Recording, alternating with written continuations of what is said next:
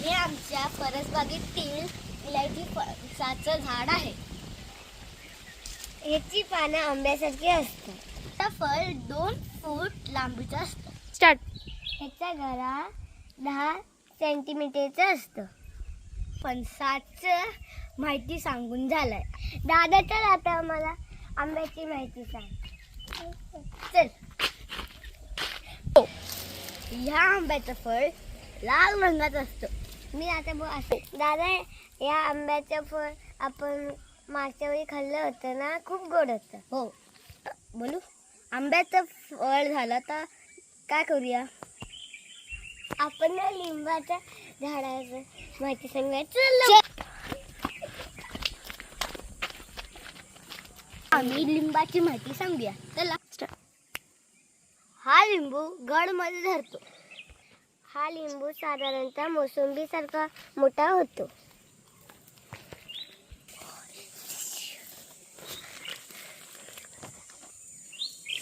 हे बघा, हा लिंबाचं झाड केळीच्या झाडाच्या प्रमाणे मोठे होते. आता लिंबाची माहिती झाली. आता काय करूया? तुळशीच्या झाडाची. चल. हे तुळशीचं पान खायचं असतं. हे चांगलं असतं, औषधी पण असतं. तू करू. हे तुळशीचं पान चाय मध्ये टाकले तर आपले सगळे सर्दी खोकला सगळं निघून जाईल. माहिती झाली. आता कुठली माहिती देऊया? गुलाबाच्या झाडाची. चल. गुलाबाला साधारणतः 3 कळ्या आल्या आहेत. दाखव बघू. बघितलं काय? एक. दुसरी कुठे आहे? ती काय? 2. तिसरी पण दाखवू शकतो आम्ही. अरे वा, केवढी छोटी आहे. चौथी. 4 कळे आहेत. किती वर्षाचं गुलाब आहे? 3 वर्षाचं गुलाब आहे. 3 वर्षात एवढं मोठं?